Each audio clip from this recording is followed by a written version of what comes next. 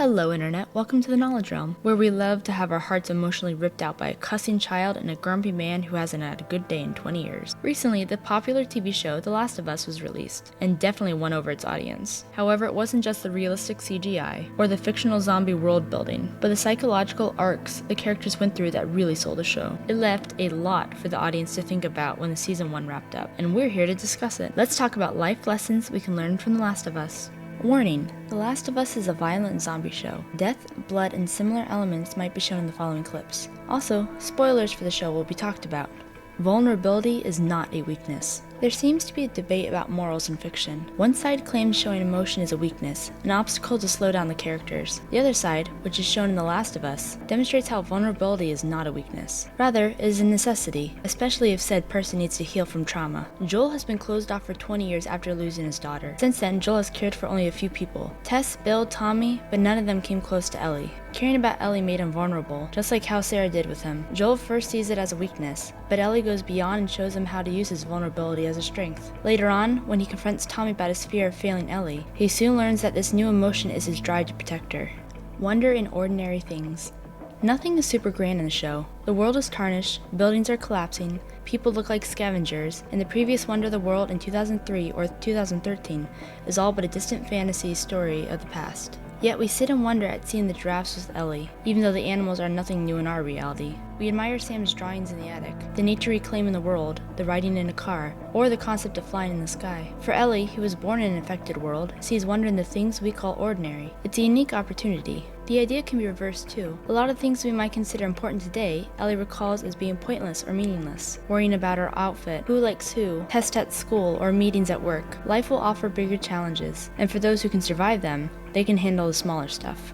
Be careful who you trust. Now this piece of advice comes from Maria in the TV show, as she tells Ellie to be careful who you trust. Originally, she warns her about Joel, but this can work for the whole show too. People are not afraid to lie, and will do it often. Let's be honest, it's bitten Joel and Ellie in the butt too many times. They, and us as well, should learn not to immediately trust people, because sometimes judging a book by its cover doesn't come close to the context inside. Trusting people is important too, so it needs to have a strong foundation first. Without people, we cannot survive as well as we hope. Bill needed Frank and took a chance to trust him. Joel trusted Tess with his life over the years because of what they've been through. Ellie trusted Sam and Henry to lead them through the city once she learned their goal of leaving. Without these people in their lives, Bill, Joel, and Ellie couldn't have made it.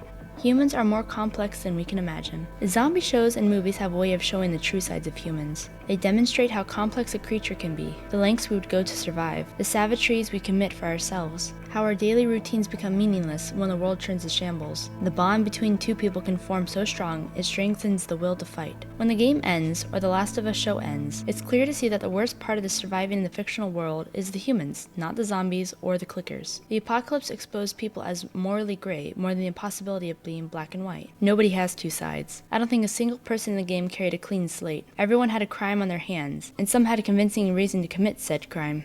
Nothing has one side to it. This is a simple lesson. Nothing has one opinion or explanation. Maria lost a child, Riley lost her family, Ellie's mother did her best to keep a daughter alive, Tommy's decision to leave Joel, Marlene's dedication to the Fireflies, the list goes on and on. They all have reasons for why they are who they are. Many of the characters in The Last of Us have a backstory. At first, we're not shown it, but to keep it realistic, it does provide it. For example, Joel and Ellie are attacked at the college lab. When one tries to stab Joel manages to kill him. At first, he seems like another bad guy's body. But in the next episode, we learn that the dead man had a wife and a grieving daughter. It doesn't moralize the action of the man for attacking Joel, but it does teach that nothing has one side to it, and that actions have repercussions. Unfortunately, in a world like this, when given a choice like Joel had, the repercussions will reflect the outcome of our future. We might face a hard choice, and then we'll have to deal with whatever outcome conspires. An action can have multiple bad sides, and no good in the end. Redemption for humanity might not always be possible. Redemption for humanity isn't possible on a grand scale.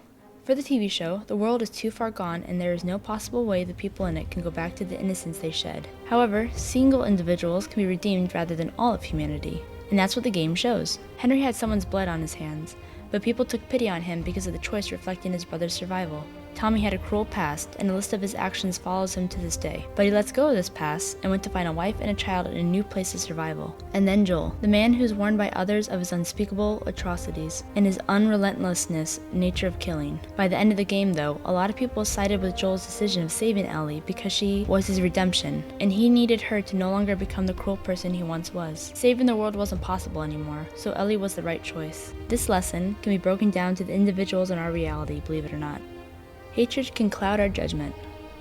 When writing this lesson, one person immediately came to mind from The Last of Us. Kathleen, the new leader of the Resistance and leader of the QZ, lets her hatred of Henry cloud her better judgment the whole time she was in charge. Others tried to warn her, like Perry, that ignoring the bigger, less personal-focused issues wouldn't end well. And they didn't. Kathleen chose to hunt down Henry and Sam rather than contain the infected piling up underground. Because of it led to her downfall, Perry's, and Kansas City itself. Hatred because of her brother's betrayal caused her death, a truth she couldn't see. It also clouded her understanding of the situation of why Henry chose to save Sam. Something Kathleen's brother saw more clearly with a level head. Kathleen's brother, Michael, wanted her to forgive Henry for the trade, because Fedra was the real criminals at hand, not the people they turned against each other. But Kathleen held her one view, fueled by rage and pain, and ignored a better solution, a lesson we can all learn from.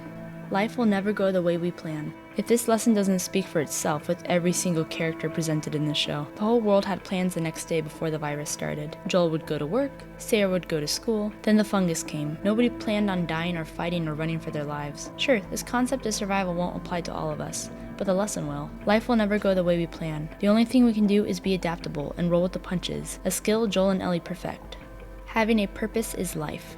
Joel remained aimless for 20 years without his purpose of Sarah. Sure, he had Tommy, but Tommy had his own life and need for a purpose too, which he finds with Maria. Bill quotes this idea in his letter to Joel after his death. Two men's purpose in life is to find an individual and protect them. Bill, who hated humanity and was glad the world ended, regretted his thoughts when his purpose became Frank. Joel tells Ellie that the reason people keep going is family, and later on, Joel makes this final decision in the show because Ellie becomes his family. She was his purpose for the whole trip, but the reason why gradually shifted with time.